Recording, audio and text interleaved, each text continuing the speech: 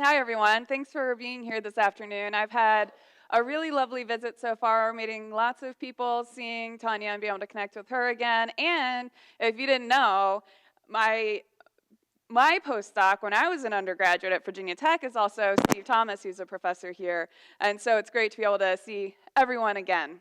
So as Tanya said, I work at Heidelberg University, which I know makes you all think of Germany, but in fact, the Heidelberg I work in is here in Ohio, right up in the Lake Erie watershed. So what I want to speak to you all about today is everything that's happening in Lake Erie, and I do promise to have some really nice photos for you. Starting with the very first one here, which is why we talk about Lake Erie at all. You know, Lake Erie has been experiencing some pretty spectacular and humongous harmful algal blooms over the past 15 years or so. You can see this is an aerial photograph of the 2019 bloom. This here is Maume Bay State Park. You can see the beach here and how green the water is in the beach. You can see that in 2011, the size of the bloom basically expands. It can go from all the way from Ohio all the way over to Canada in the Western Basin here. This is a bloom that's made up primarily of a species called Microcystis. It's a cyanobacteria, and we're concerned about it because it produces a toxin that's really bad for humans, microcystin. It's about as toxic as cyanide. And so I want to talk about some of the controls and things on that with the blooms in Lake Erie. So one thing that we know specifically about harmful algal blooms in most aquatic systems is, first of all, they need light. Right? These are photosynthesizing organisms, so that's pretty obvious. They also need warm temperatures. So in Lake Erie, blooms only form from about mid-July, usually through to September or October, because water temperatures have to be above around 70 degrees. And so it takes until around then before water temperatures are warm enough. And then they also need nutrients. Now, Lake Erie is especially susceptible to blooms for a couple of reasons. First of all of the Great Lakes, you can see Lake Erie here is the reddest down here. It's the southernmost. It also happens to be the shallowest. So of all these lakes, it tends to get warm very quickly. Clearly, we already have plenty of light. So the big question about what's been happening in Lake Erie certainly surrounds primarily around nutrients, which is what I'm going to speak with you all today about. But before I get into all of these nutrients, I want to first review the history of Lake Erie for a brief moment in time. So, in the 60s and 70s, Lake Erie was the dead lake. I think the joke was that Lake Erie was the place where fish go to die, right? We had the Cuyahoga River on fire that spurred on the environmental movement. We had all kinds of various contaminants, and there were also some pretty massive algal blooms back then as well.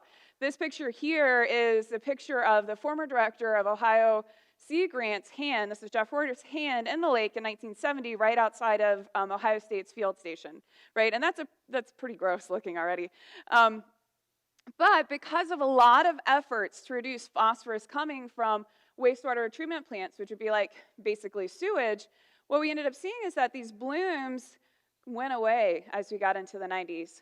Clearly, there's not a whole lot of monitoring back then, going from 70 to about 79 here. But you can see a general downward trend in both the Western Basin and Central Basin. But since the 2000s, that's when the blooms have returned. Now, you see they've returned fairly drastically.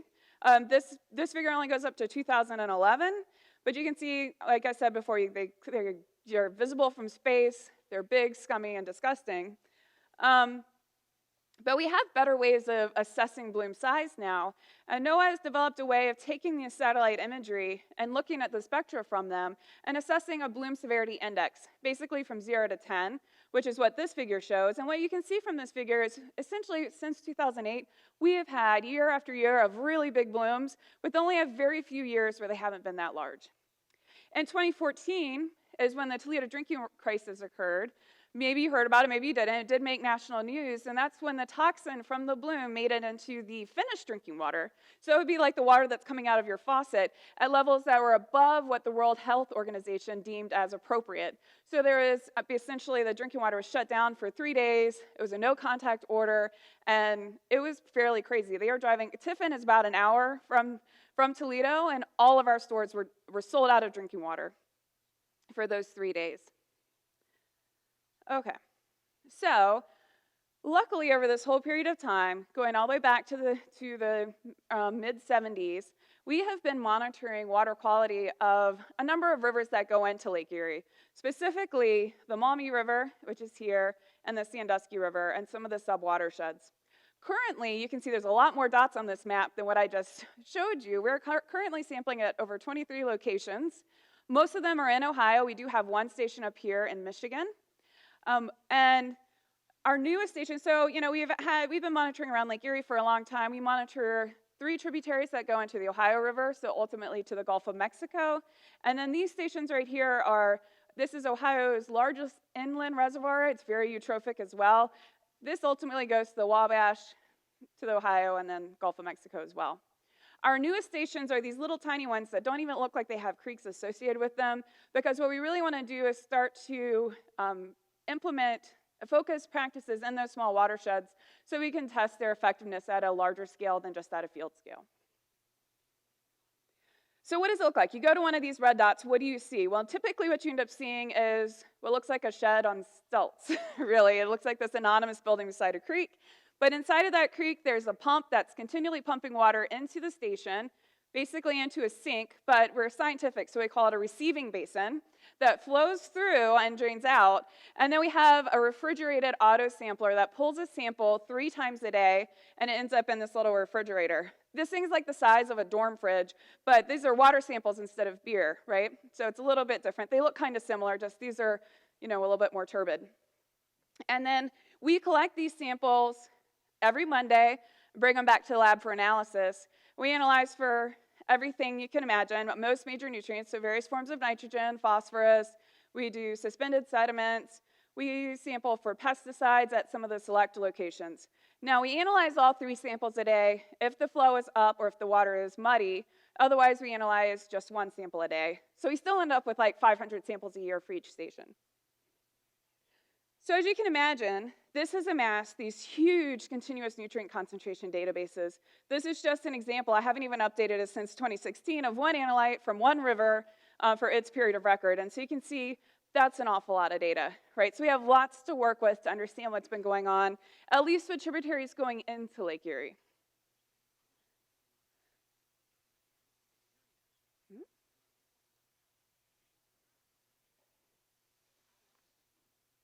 Well, I'm hitting forward, but it's not going forward. Oh, it's thinking. I probably hit it 15 times, and it's going to go like 5 forward. Oh, there we go. All right, so the first question that you should be thinking right now, hopefully, if I've led you on correctly, is, well, this is interesting, but why in the world did algal blooms actually return in the first place?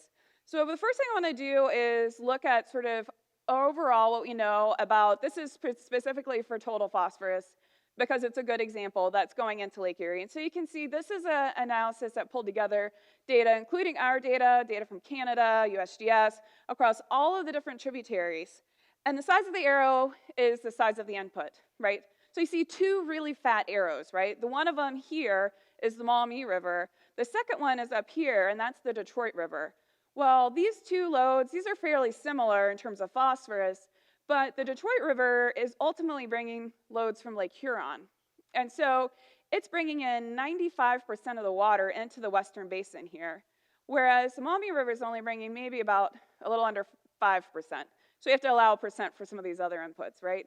So what that means is that the Maume River is very highly concentrated river water, where the Detroit River is fairly dilute. So a lot of focus gets on the Maume River for a lot of other reasons, but that's where I'm going to start with looking at trends, because it's the biggest arrow that we need to worry about right now. So what the next slide is going to show you, what I want to get into is showing you our long-term trends in data from the Maume River. So what I'm going to end up showing you is going to be essentially what we call an annual flow weighted mean concentration. There it is, perfect. And this is for nitrate, because I promised a couple of people I'd show at least one figure of nitrate, even though I'm probably just going to continually talk about phosphorus. So this is annual concentrations weighted by flow for nitrate over our long-term trends. This is annual, so it's an annual average, going back to 1974. And you can see along the bottom here the periods of time when we had blooms, they went away, and then when they came back. And for nitrate, you can see it's really variable from one year to the next. But generally, there's a hump-shaped curve, right? And since the blooms returned, if anything, we see a fairly precipitous decline in nitrate. We've been sort of about the same since then. So we average somewhere around 4.5 to 5 milligrams per liter of effluent per year. Well, this isn't telling us what we need to see. What we're looking for is what's increasing in this period of time, and nitrate clearly didn't do that. So let's look at our next thing, is total particulate phosphorus. So total particulate phosphorus, that's the phosphorus attached to soil particles. If you filter this muddy water, it's the stuff that gets trapped on a filter. And in general, total particulate phosphorus, you can say, has decreased over this whole period of record. Since around 2000, it's been fairly steady. It's a little hump here because we had an increase in discharge that increased erosion. But what you don't see is an increase when blooms returned, right? This decrease in total particulate phosphorus is largely associated with a widespread effort to keep soil on field. So no-till, erosion control measures, those types of things. And you can see it had an effect on what we actually see in the river, which is pretty cool, but doesn't explain the blooms. So we do see, however, all of our differences in dissolved reactive phosphorus. So dissolved reactive phosphorus is if the water makes it through this filter, it's the stuff you can't see that's still in that water. And I guess apparently in the pre-interview I gave, I called this the yummy phosphorus, right? So I consider this to be like the sugar of the phosphorus world. This is what the algae or cyanobacteria in the lake can grow really explosively with, super bioavailable. And you can see it was super high when blooms were there. It decreased in the 80s when blooms went away, and then it increased and has since leveled off back basically where we started. So dissolved reactive phosphorus concentrations are really what corresponds super well to these trends in blooms, and that's pretty much what I'm going to focus the rest of my talk on because of that. But I'm talking a lot about the Maume River, and I don't want you to think there's anything super special about the Maume River, because we monitor lots of other sites. We actually see similar patterns in a lot of our other rivers. So I'm going to sort of work around some of these rivers we have around Lake Erie. So here's the Maume, right? So that's that U-shaped pattern. The parentheses here are the percent of row crop agriculture in the watershed. So corn and soybean is what we deal with. So 73% in the Maume. We can go over to the Sandusky, which is located right here. And in the Sandusky, you see the same pattern. Like, it's almost really strange. It looks like I just copied and pasted the graph almost. Except for maybe you could say that the concentrations are a little bit higher than where they started. We can look at two sub-watersheds in the Sandusky. This one here, Rock Creek, is on campus. This is where Heidelberg is located. And then we have Honey Creek. And both of them, you see that same increase. Not so much of a decrease, because I think part of that decrease was associated with wastewater treatment plant reductions in phosphorus, right? We see this big increase in both of these. We can go up to the River Raisin in Michigan. Only 50% agriculture in the River Raisin, sandier soil, so we get better infiltration. So overall concentrations are lower, but that pattern's still there. We still see that decrease, still see the increase, still see the level off. The only place where we have this long period of record of monitoring that doesn't show this exact U-shaped curve is in the Cuyahoga River. Cuyahoga River is like 9% agriculture. Essentially, DRP is all point sources from Akron. So it's all of those wastewater treatment plants from Akron. And you can see this big decrease early on associated with reductions from sewage. A little bump here, but since the 2000s, it's been decreasing. We think this hump here is because of increase in population as well as increased use of corrosion control in drinking water, which for pipes, which is phosphate. So then they dealt with that as that was used more. So it's really pointing to Western Basin and agriculture being a pretty good culprit here, but really one of the best ways to look at this is to do a mass balance. And because we have this information, and Ohio EPA has all the information on all the point sources, we can put all this stuff together. Ohio EPA did this work because I don't have time for anything anymore. But what you can see is we've got total phosphorus and total nitrogen, two nitrogen slides. And what you see is that non-point sources dominate the phosphorus and nitrogen in the Maume River. So it's 88 and 89%. The other pies here, we've got permitted discharges, so that's the wastewater treatment plant, plus combined sewer overflows, that is included in this estimate, somewhere between 8 to 10%, because I'm sure you can read those tiny numbers. And then this tiny little sliver are septic estimates. So you can see that our dominant issue here is non-point sources, which in general means land runoff, but our land is typically corn and soybeans, so it gets attributed to agriculture. But I've been talking a lot about these long-term and annual trends in phosphorus, but timing of dissolved phosphorus loading is really important for bloom formation. So the best example of this is comparing 2011 to 2012. You can see in 2011 we had a really, really big bloom. At that time, it was the largest we've seen. It was a 10 on the 0 to 10 scale. And then the very next year we had 2012, which is basically nothing. There's a little bloom here, and that's about it. So in the bloom severity index, you can see that here, going from a 10 to much lower. What's intriguing about these 2 years is in 2011, all of the rain and all the runoff happened in May. In 2012, it was in October and November. And so what we found was that as an annual load, this is showing the phosphorus, dissolved phosphorus here in orange, just discharge here in blue, which is water volume in this case. You can see it's basically the same between 2011 and 2012. All right, well, that's great, but we know 2012 is a drought year for when farming was occurring. And so when we restricted this time frame to only March through July, that's when we started to see some of the bigger differences. And so you can see now, when we only look at March through July, that's where we go from really high to really low, right?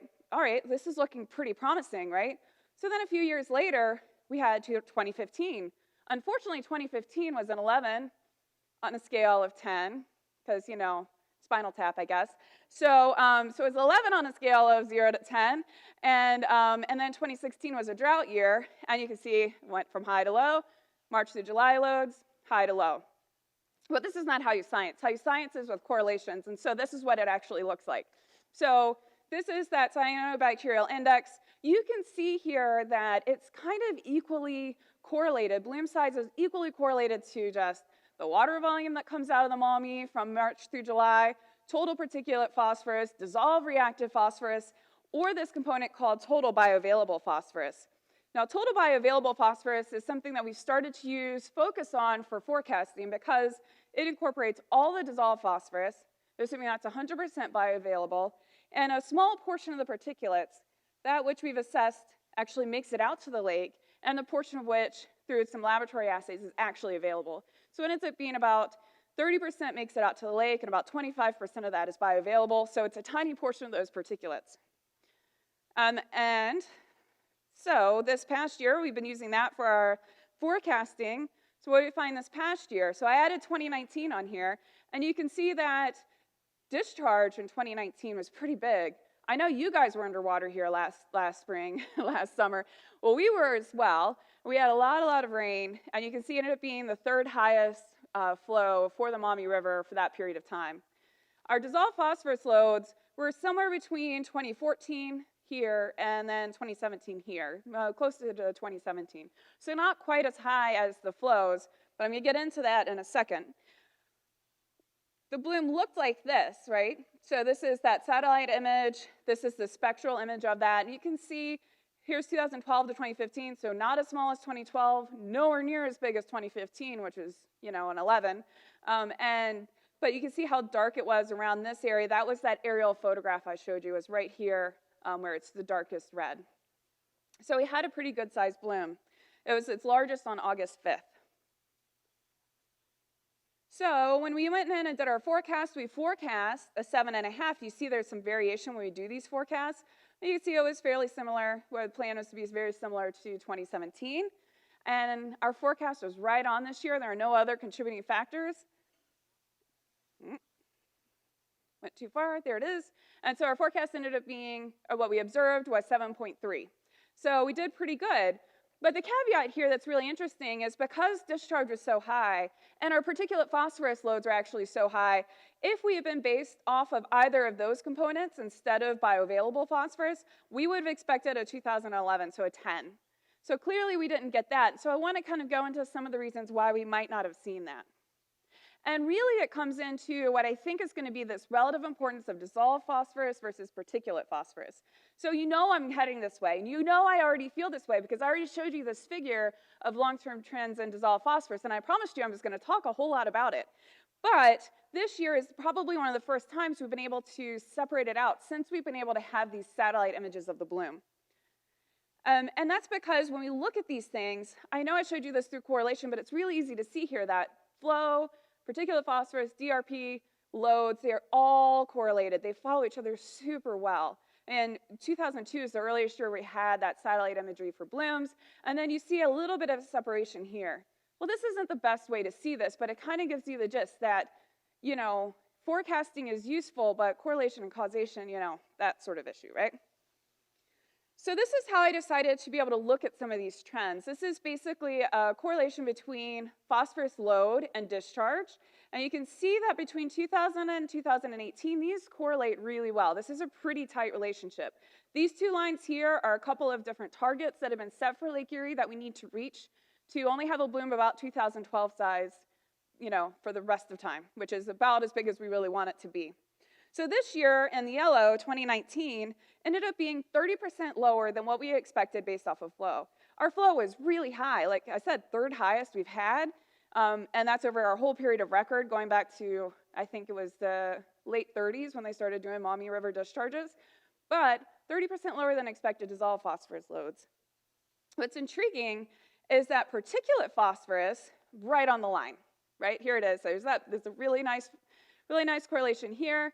You can see particulate phosphorus right there, right on the line, pretty much where we expected it to be this year, because with so much flow, particulate phosphorus is essentially coming from erosion. There's no reason to think that with all that water moving across the ground, it wouldn't have picked up soil particles and delivered it into the river. But for you guys who are really astute, you also notice this point here. What is that point? Well, it turns out that's 2015. And in 2015, almost all of our loading happened in around June and July. In June and July, that's when all of the crops were pretty well established. Any sort of filter strips were well established. So we just didn't get as much particulate runoff. But we certainly had our very highest dissolved phosphorus runoff. And if you didn't remember, I'm just going to remind you, and well, I should say this. Turns out this TPP in 2015 was 30%, also 30% lower than what we expected. Kind of freakish, right? It's like they planned it for me. So, but the difference is in 2015, with the highest DRP load, we had the very highest bloom, right? Scale of 0 to 10, it was an 11. Whereas this year, when we had very high total particulate phosphorus, we had a fairly minor bloom that followed dissolved phosphorus much better. So, I know this seems like a moot point, but I am still to this day trying to encourage more efforts towards dealing with dissolved phosphorus over erosion when it comes to dealing with some of these bloom size issues, or at least thinking of them both in concert. Okay, so why did we have this year? Well, there was a lot of prevent plant in Northwest Ohio because of the rain over the past, the last growing season. And it went back all the way to the fall of 2018. So normally, our phosphorus is broadcast in the fall. Farmers couldn't even get out to harvest half the time until all the way into January. Some waited until April to be able to harvest the previous year's crop. It was a horrible year. And then on top of it, nobody could get out in the spring until almost June or July.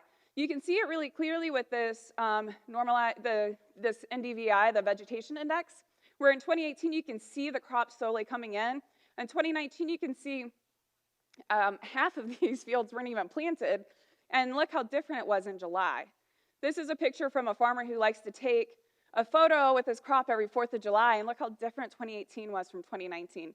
And he's like 6'4", right? So that's really tall corn, and it was non-existent in July. We know that 40% of the acres were prevent plant, according to Farm Service Agency. There's been some surveys of agricultural retailers, so only 46% of the typical commercial phosphorus that's been usually sold was actually sold that year, and only 15% of the typical manure application that happens from March through May occurred.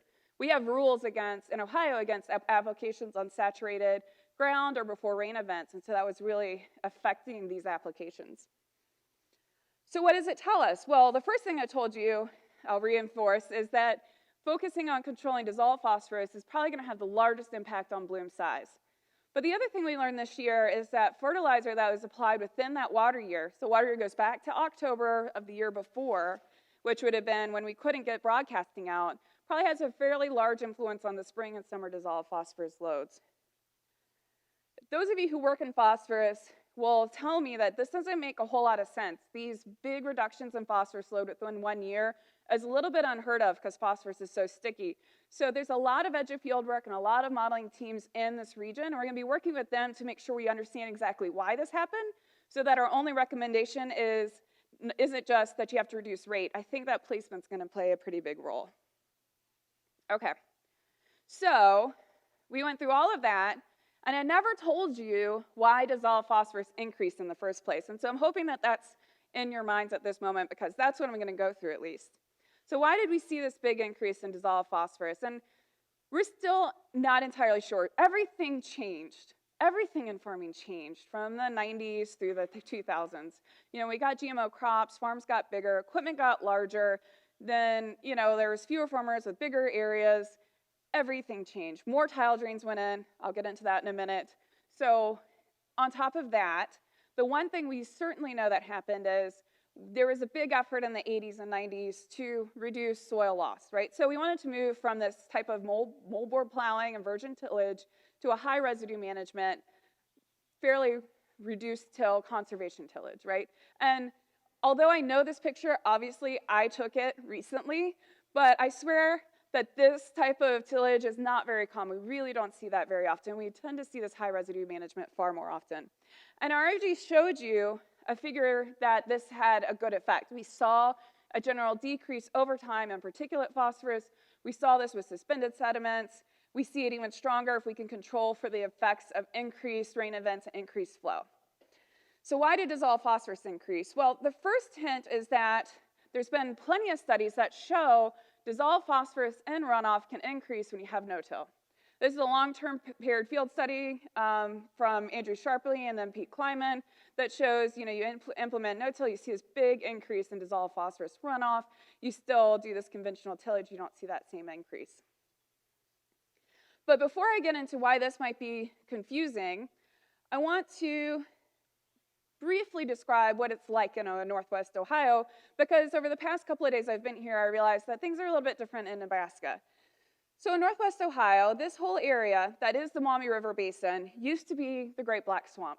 It's where the former Lake Erie was, and as the glaciers retreated, basically all that water moved back, flattened the land, put all the clay material on top, and then led to a really high water table with a really amazing black swamp. It did a great job at cleaning water, but nobody wanted to live in the area because there were so many mosquitoes, you couldn't get anywhere, there was malaria and dengue, all kinds of terrible things, right? So in the 1800s, once this area started to get colonized, we always blame it on the Dutch. I'm not sure if that's the case or not. They're really good at controlling water, and they came in, they're like, oh no, we'll just ditch it and tile it. And lo and behold, next thing you know, we're farming and living there, and things are great. So what do I mean by tile it? You can see a good picture here. Essentially, these are subsurface drains put about 1 meter underground to lower the water table so we can actually farm. These only work if you have a pretty deep ditch for the water to go into that's lower than that tile, so it can get out into the stream or river. And you can see this is an aerial photograph of recently installed tile. So in our region, it used to be somewhat randomly placed in wet areas, but it's been moving more and more to this very gridded, systematic tile drainage system. Okay, so this is how our water is moving. So with this, what we think is happening is multiple-fold. We think that the combination of high residue management with broadcast fertilizer application has led to the development of phosphorus accumulation on the surface of the soil. We got these heavy clay soils. When that happens, rainwater interacts with that surface really heavily. And so this is a picture of what that would be. So higher phosphorus up here where it's darker and lower down deeper. But this is weird in part because we have very little long-term no-till in our region. Most of it is rotational no-till. So that means there's some disking or chiseling, some working of the ground at least once every couple of years, oftentimes every year. They still maintain the residue, but there's still some ground working. So the real question was, can we really have the development of stratification if there's some ground working, right? And the answer was yes. So we went out and we're like, well, we'll just go measure soil tests across 1,500 fields. This is a subset of those where we had the 4 part and see where the phosphorus is. And what we found is that there is far more phosphorus in the top 1 inch than there was when we got to the bottom of this 8-inch core. It's about 2 or 3 times higher in that top 1 inch. So indeed, we do have an accumulation of phosphorus on the surface. And for those of you who care about soil test phosphorus, we can argue about whether this is really high or not, but it's there. But the real conundrum then next is, if a tile drain's working like it's supposed to, then that surface water, it should infiltrate slowly through that soil matrix and filter all that stuff out before it hits the tile drain. What comes out the tile is clean. What comes off the surface is dirty. We need more tile, right? But what we find is that with these heavy clay soils, we see the development of macropores. Macropores create preferential flow. It's like a highway between the surface and the tile drain. They can be cracks and fissures like you can see in these pictures, or it's root channels and earthworm holes. More common those than these bigger cracks and fissures. And so we have some evidence of that. This is not my data, but this is data from Doug Smith, who is working in a tributary to the Maume. And what you see here, this is a field in 2011. You can see this big rain event in blue that occurred. The black here is surface flow off the field. You can see it peaked after the storm event, as you would expect. And then the red here is tile flow. And you see the tile flow increase and peaked at the exact same time as surface flow. There's no reason to think that this water here in this tile drain isn't the same as this water. Then you see this tailing, which is very common for tile drains. That's that slow lowering of the water table. This stuff is going to be a bit more cleaner than this thing up here, right? So we do have evidence that this is occurring. To top it off, Kevin King with our ARS lab in Columbus has 20 paired fields, so 40 fields where he's been measuring what's coming off the surface, what's coming from tile drains all year round. He has them under, you can see here, different seasons, March to July or annual. And ultimately, it's going to be to test different BMPs. But as background information, what you can see here is that in general, concentrations of phosphorus in the surface are obviously much higher than what's coming out of the tile drains. Not a huge surprise. That's what we normally expect. But there's so much water coming out of the tile drains that the loading coming out of the tile drains is much higher than what's coming off the surface. So most of our dissolved phosphorus load that's getting into our streams is actually coming through these tile drains. 81% of the discharges through tile, 71% of the DRP load, right? So that tells us where we need to be worried about it, right? So what's going to reduce dissolved phosphorus here? Well, the first thing is nutrient management. I just showed you that in 2019, if we apply far less phosphorus fertilizer, we clearly get some pretty big reduction in dissolved phosphorus. Well, you can flip that around and say, well, it's only a 30% decrease, Laura. There's still 70% of that phosphorus that's coming off. And you'd be right, but that's not unexpected because that's how phosphorus works. So, you know, paying attention to applying phosphorus at the right rate. If you haven't heard of the 4 R's, here they are. You know, one of the 4 R's is applying the right source and taking into account all of your sources, including manure.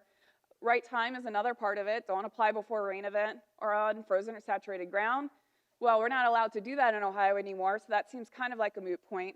But then there's right placement, and that's trying to get that phosphorus off the surface. I didn't talk a whole lot about this, but if we have stratification, this seems like a pretty key point, right? That maybe part of what we saw in 2019 wasn't simply rate, but just not putting more phosphorus on the surface. Nope, I broke it again. It'll come in a second. Just give me a minute. There we go. Okay, so there is some evidence. Mark Williams, who's also at the ARS now at Purdue, did some lysimeter studies and rainfall simulations. And so essentially, you took an area farm field and he put some lysimeters under it, so basically to trap all that water that's moving through the soil column, apply fertilizer in different ways, did the rainfall simulation to see what happened. Basically what he found is like, yeah, if you broadcast it, you get a lot of dissolved phosphorus movement through the soil core, even some particulate phosphorus.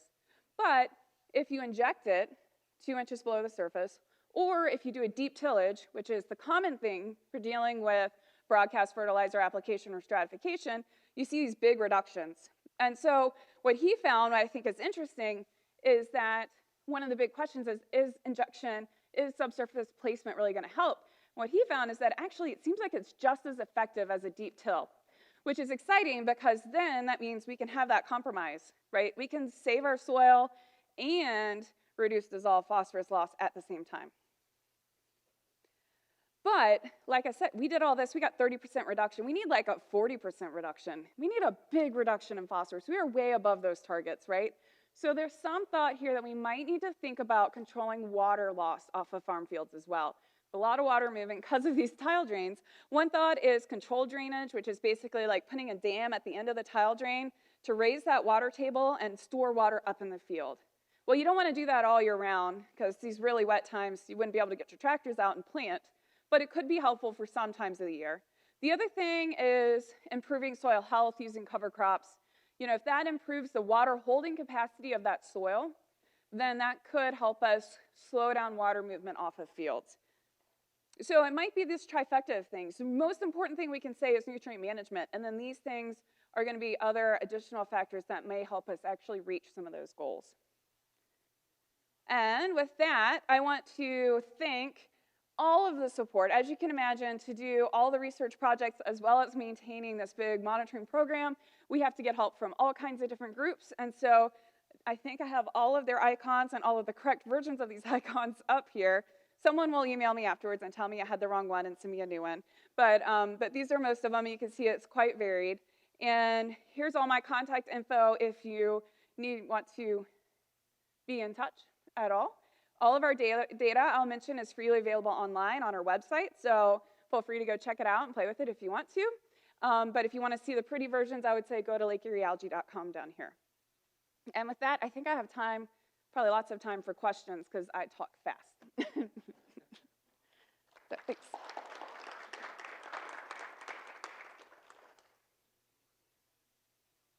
I'm back there.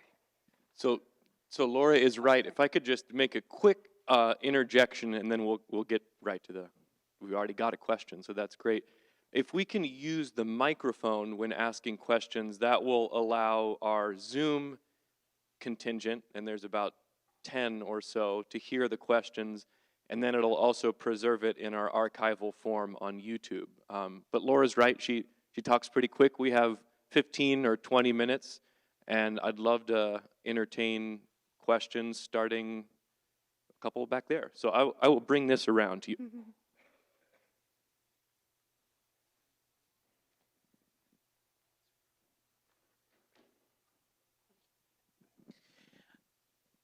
Towards the end of your presentation, you talked about right source, right rate, right time.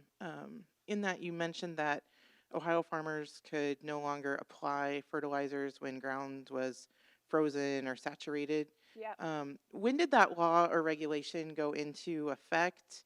And can you talk a little bit about that process? Sure, yeah. Well, you know, after the Toledo drinking water crisis, you know, there was a push to do something, right? And it was difficult to sort of figure out what that was. And so they decided that some low-hanging fruit, there were a couple of them, and they had two big laws that went into place. One of them was this application method. Now, what's unique about it, normally you hear about these sort of things for like manure, right? It's only manure. You can't apply before rain events or on these things. But they put it for commercial. They said any phosphorus fertilizer. So it includes commercial fertilizers as well. I think I'm losing my mic here, but anyway. So that would have been probably went into effect in 2015. Now, there's no good law out there that doesn't have a loophole. So this one is that if there's cover on the ground, then I think that you can still apply. But very few people actually use cover crops, even though they're the big thing that's being promoted. The other thing is, you know, if there's a situation, right? Let's say it was like 2019. So it's been raining, and you haven't been able to clean out a lagoon or your storage system for almost a year, which is where they kind of got to. And you're about to, your choice is having like an overspill into a nearby waterway or applying it onto a saturated ground. Well, certainly you would choose saturated ground, especially if you can get far enough away from tile drains and that sort of thing. So there are some cases where, like, if you have to have an exemption, of course, you get in touch with the EPA or Department of Ag to work that out. But it turns out in 2018, that didn't happen as much as you would probably think. There was very few of those occurring. Most of the time, they were able to build extra storage systems or move that material somewhere else. You mentioned there were two laws. What was the second one? All right, yeah, so the second law, I totally forgot about that. Good job. Yeah, the second one was a pretty simple one. It was just that if you're applying nutrients to an area over, I think, 50 acres, then you had to sit through a certification program. So it's basically just an educational program, like half a day. And that program, that certification lasts, I think it was for 3 years. And so they got through almost, I think, a little over 14,000 people being certified. You know, a lot of people, which is remarkable because a lot of people use agricultural retailers to do their applications, especially if they have a whole lot of area. So they weren't actually doing, a lot of them don't do the application themselves, they just say what they want. So how do we know if that's effective or not? You know, like, are people paying attention to it? That's always a big question, but at least we know that there's efforts. Laura, could you please scroll to one of your original slides that showed all the different tributaries going into Lake Erie? Yeah. In Nebraska, we have a compact with Kansas that we have to deliver a certain amount of water. So in those years when we have a low flow, what we do is we pump water out of some of our wells into the Republican River, and then we meet the compact requirements there. Okay. Here in Lincoln, we have 260,000 people, and we need water. So what we do is we go over to the Platte River, and we pump the water upslope to Lincoln to meet our water requirements. If you go to... you want this one, or you want the one with the loads? The one with the loads, please. Okay. So if you go over to Colorado, there's water in the Colorado River on the western slope. That one there, perfect. So what happens is that the population's on the eastern slope. So what happens then is that water is transferred from the western slope to the eastern slope to meet the requirements. So my question is, if you have the water from your Lake St. Clair coming in, and it's 20 times greater volume, if you look at the Maume River, could you divert the water from the Maume River? It's pretty flat there. Could you convert it around? What you do then is immediately reduce the concentration by a factor of 20. Is that a possibility? That's an interesting question. The Maume River is really big, so it would be quite a challenge. You know, there's a Great Lakes Compact, so you're not allowed to divert water out of the Great Lakes at all, right? You have to have very special permissions and make sure, because you're not supposed to have, like, overall through all of the Great Lakes, they're all interconnected, anything that's permanently, like, taking water away, right, without something coming back in. The big example of that, I usually think of, like, the Chicago River, right, that they essentially, where it used to go into Lake Michigan, now it doesn't because there was too much sewage there. Well, they had to increase flow coming into Lake Superior to balance that water out. One option, so you're saying we could probably take it and have it come up here. The big problem would be in here, this is all Detroit. So maybe Detroit would want to handle that, and they'd probably be all right with it, but it might be, I would think it's a lot farther than it looks, I guess. I would not put it past any engineer to be able to do that sort of a thing, but I'm not sure if that would happen or not. Probably the best option would be if we moved it over to here, right, somewhere in the Central Basin. There's a lot more water there. It's not nearly as shallow as in the Western Basin, but I doubt that'll happen. I think most of the efforts are always just going to go towards, trying to do stuff on the farm level. Is that working? Oh, you can't see that at all because I got rid of the pointer. There we go. Yeah. So I was saying that Detroit's all up here. The best might be to move it over here to the Central Basin. That would be pretty tough to do.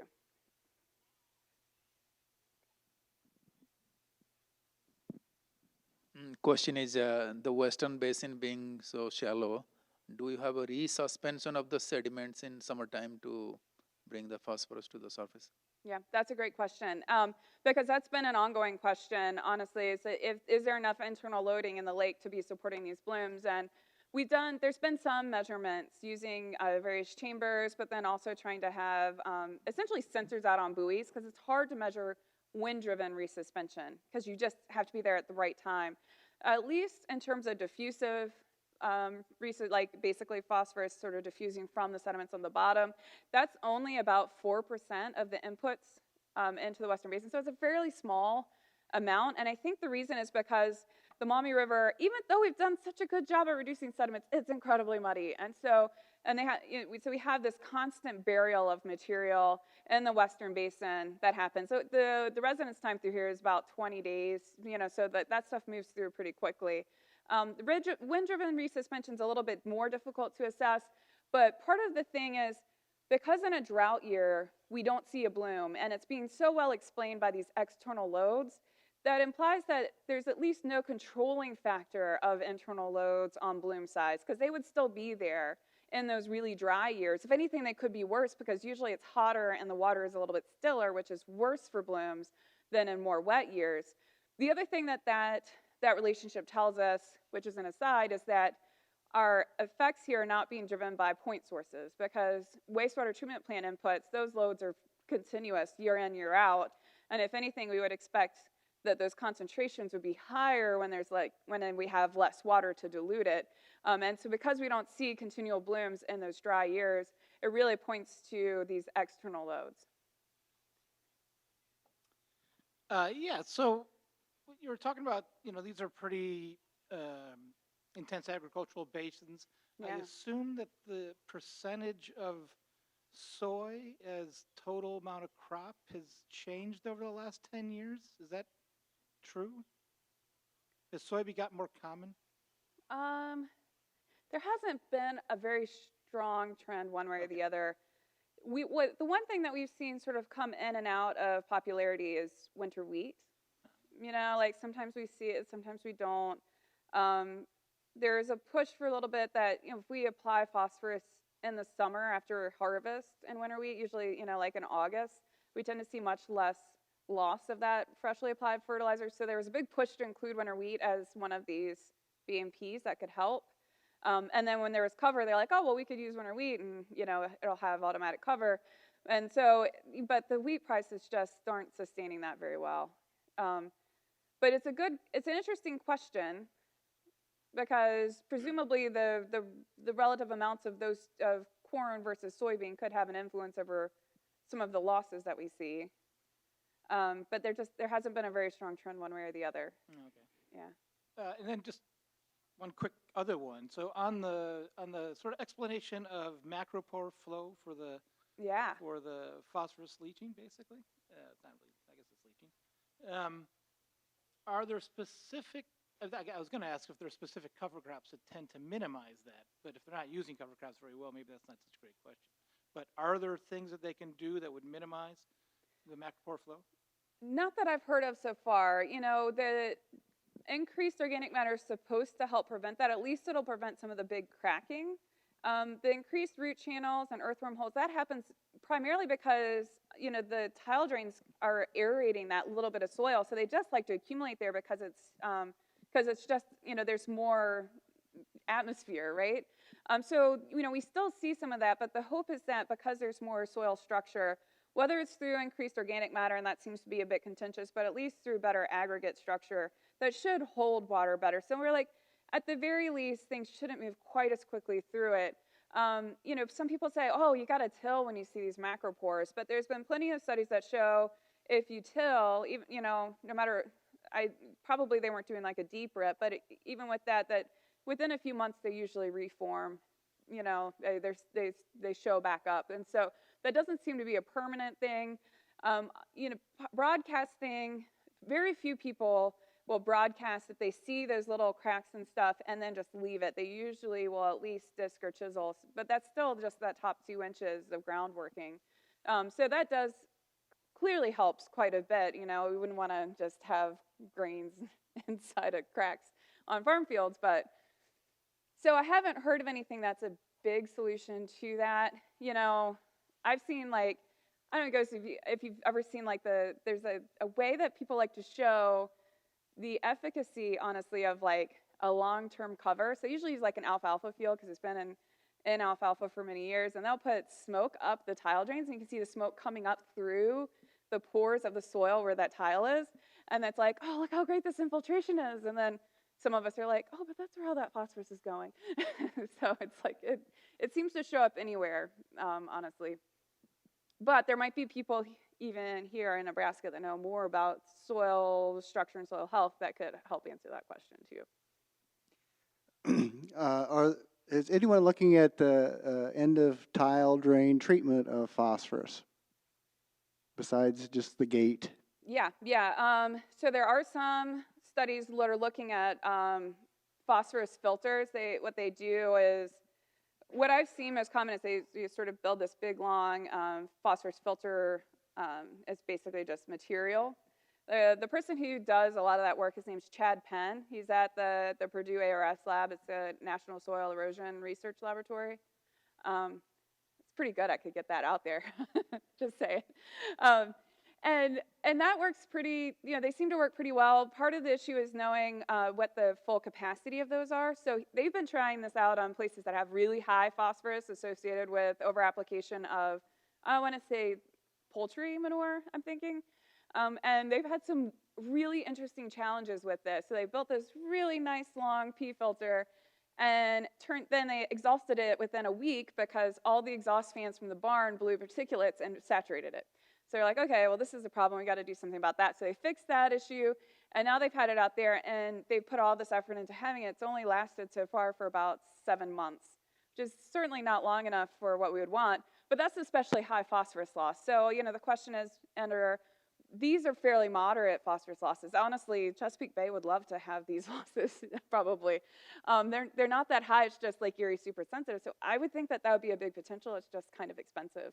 What they seem to be using a lot of is, you always hear iron slag being the big one, but I know that they're testing various other materials, things that might be more easily accessible for various other reasons. That's the only thing I've seen nothing at the end of tile itself, but usually the tile flows through it and goes into the ditch. Over here? Yeah, I find it interesting that you didn't bring up CAFOs in this. As you are well aware, the number of CAFOs in the Maume has dramatically increased in the last 15 years.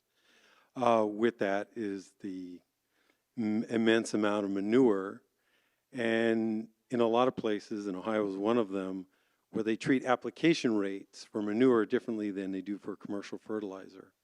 So I wonder if you can talk a little bit about that connection between the massive increase in CAFOs, manure, over the last 15 years, and that's also tied with vastly different changes in agricultural production, as you mentioned earlier.